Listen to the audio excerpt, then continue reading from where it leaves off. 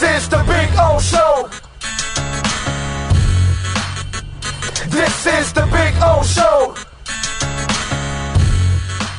All right, Cam. Hope you're doing well. And I'm not going to make this segment about Kaepernick, but if you do want to speak your piece on what I was talking about, because Omar and I were going back and forth for a good 45 minutes on it and talking about it, and he doesn't really think that'll be much of a backlash or questions or all kinds of crap that will come when you do sign him.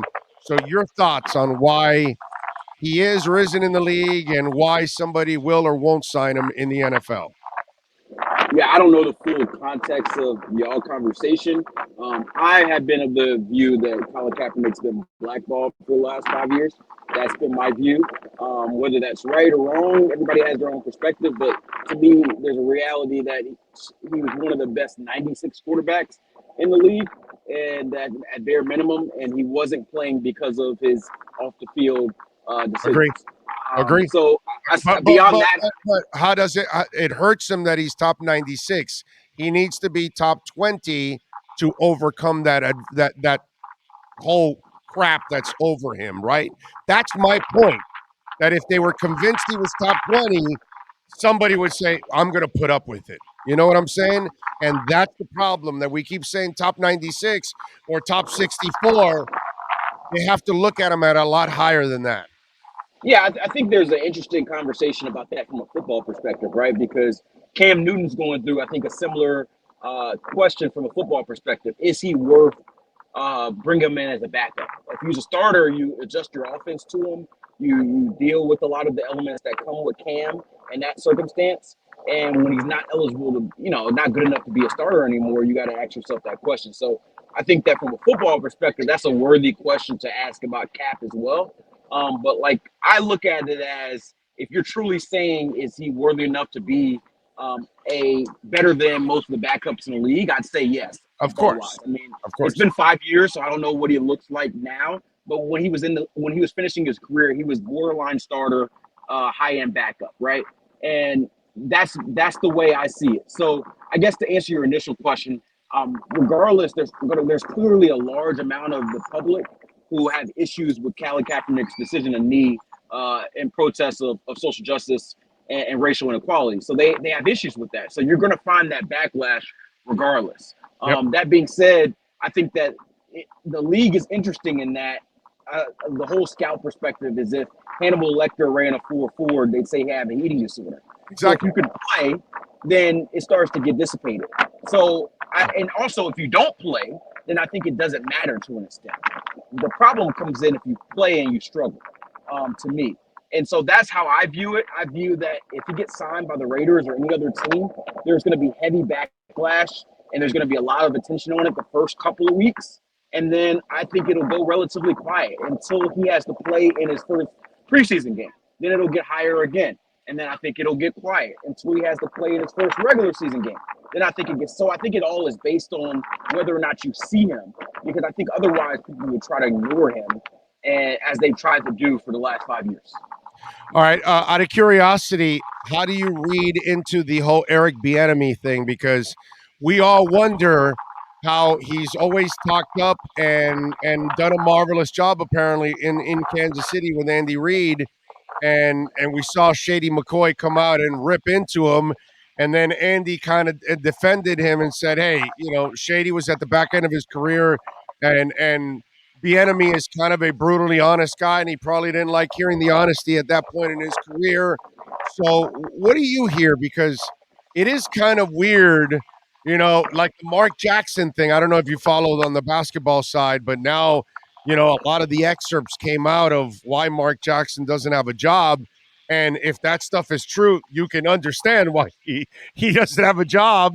But Bieniemy, it's not like we've heard anything. This is the first time we hear the player complaining about Bieniemy, which, again, it's only one guy. I kind of have a problem with that.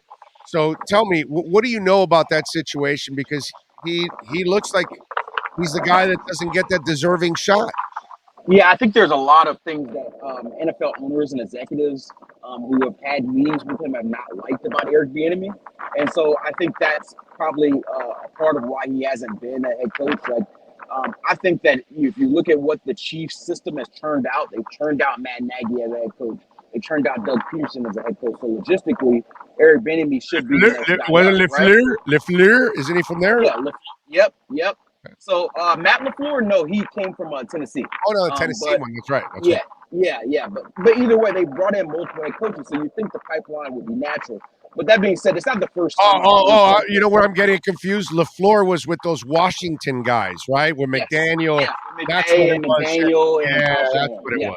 That's what it was. So I would say it's not the first time I've heard something negative in regards to Eric Bieniemy. That being said, I do think there's some validity in what Andy was saying. You know, LaShawn McCoy was a 32-year-old running back when he was with the Kansas City Chiefs who had fumbling issues. If you Yeah. remember, he had led the team in fumbles, and so Yeah. I'm a little hesitant to be able to use that as clout. Now, Patrick Mahomes came out and said some of these things about Eric Bieniemy. Then all of a sudden, my eyes are going to open a little wider. So, not Right. saying it's not true, but I also take guys who are at the end of their career who may have a little bit of salt,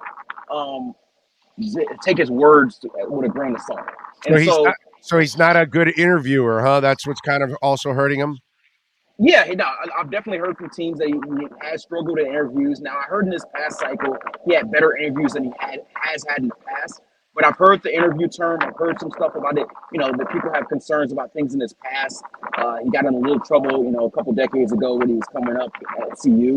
And so there's a few things all together. And then I think also, you know, if you're a black head coach, there a lot of times, let's just be frank, owners and executives are looking for reasons for why not to hire you. So if you've already got a strike or two on your belt, for whatever reason, whether righteous or not, I think that sort of disqualifies you. And one thing I actually talked to an executive about this offseason that I thought was interesting is he said sometimes there's like a little bit of a fatigue. And you see Eric Bieniemy's name come up every offseason. And if you're a team and 6 other teams have interviewed Eric Bieniemy, and you're the 7th, you're going to start worrying why these owners didn't hire him. Why should I be the one to be the first to hire him? And so that executive who I talked to had mentioned, hey, I am selective on my interview process because I don't want to get to the point where 7 or 8 teams have interviewed me. And then maybe teams are staled out on me because they're wondering, I'm just not going to hire him because nobody else will. All right, we got a super chat coming in. Fake Spike 94, which you got to love that name, says, hey, Cam, where did you get the shirt, bro? It's fire. So they want your shirt, bro. Appreciate you, man. As you see, I am on the beach hanging out with the fam. It's a Friday right before Memorial Day, so I'm trying to get in before all the tourists come in. But I believe I got this shirt from Zara. I try to wear some European Zara gear sometimes, so I think this is a Zara shirt. I remember one of the last times I came on here, you guys were talking about my red and white striped shirt. So I came in with a different style shirt. It seems like this one's getting a little bit more love. So I guess I got to go more of this style than the red and white stripe style. But I always like the the button up where I can be free. It's light gear. So I'm definitely gonna have a bunch of these rocking this summer. Zara, like in Zara. Yeah, Zara. It's like a European-based store, but there's plenty of them in the U.S. You can find them out here all the time. So you can either shop online. I think I bought this one online actually, or you can go in the store. So I get some gear there. Did you watch practice this week? I did. I was out there Tuesday. So Tuesday. What's up? Were you concerned about Teddy Bridgewater? Because I'm he hearing didn't some look. of you guys were like wow. I'm always going to keep it real with you guys. He didn't look good. Okay. He was underthrowing a lot of balls. He was, it wasn't as fluid. His balls didn't look as great. But I'm not concerned because it's May, and I'll tell you guys this all the time. Like, maybe my employers do not want to hear this, but I put very little salt and importance on what happens in May. So if you ask me what I saw, yeah, he didn't look great. But does it matter to me? No. He could have thrown 7 interceptions, and I would have shown up in July at training camp like nothing ever happened. It's the same thing about I saw some guy break down all kinds of throws this week, and I'm like, dude, you need to get laid. You really need to get laid. I mean, and no offense to fans, but fans will ask me, how did this UDFA look at practice? Dude, I have no idea. I did not pay attention to UDFA X. It's not anything significant to me until they have pads on, and really until like 2 or 3 weeks into pads. And so, yeah, I will notice things that I need to talk about. If Tua makes a really pretty throw, if Tyreek Hill is speeding past dudes, if I see a lineup change, I'll notice these things. But none of Right. these things have significant value Yeah, for you me you, you or want to net. see if a guy's in shape or out of shape. You want to see if a guy is injured, wearing a sleeve, wearing a something. Why he's on the side working out and not with the team. He's doing something individual and not with the team. These are the things. Lineup changes. Those are the things you're looking for really when you walk onto the field in these kind of settings. Until you Yeah, put on pads, bro, and you start hitting. You that's how football's played. It's not played. right. What's that called? Intramurals. Yeah, It's not yeah, seven on intramurals. seven. Seven You on know, seven, yeah. Intramurals, two hand touch, flag it's the football, Big yeah. Ten. It's not intramurals. It's the Right. Big Ten. It's come on. All right. What are you working on ESPN so folks can check you out, my friend? NFL Network, man. We gotta get this I down, mean, I'm Big O. sorry. I know, NFL Network. I I'm know, sorry. I NFL Network. know, I know, I, I I have know. I have too many damn insiders and too many outlets to remember, bro. I'm so sorry, bro. We're up to 13 guys now, and I have to remember everybody. I should write it down. NFL Network. I apologize. All good. I still get people on the streets who still forget Yeah, that. So as yeah. long as they remember me, the outlet's less important. As long as you remember my name, so I'm cool with that. But yeah, man, this is really we're closing in on summertime. I could see the end. As you can see, I'm here at the beach. I'm almost there, but I'll be out there next week. Dolphins have mandatory minicamp, I think Wednesday and Thursday, and so I'll be out there. We'll do some stuff on TV there. I'm working on a couple features that'll probably come out closer to training camp, start of the season. And so that really the next couple of months, it'll be wrapping up here, OTAs, working on those features. And then once we get back here in late July, I'll be full force in training camp on TV probably every day here in Miami and probably 5 or 6 other cities. So definitely getting that rest in now, hopefully the next month and a half to prep for that busy time. Follow him on Twitter at Cameron Wolfe. Enjoy your time off. Enjoy the fam, my brother, and have a great weekend. We'll catch up next week. Appreciate you, Big O. All right, man. You got it, baby. Be good. There you go. Cameron Wolfe looking sharp. Yeah, baby. That's our KSDT CPA Miami Dolphins report.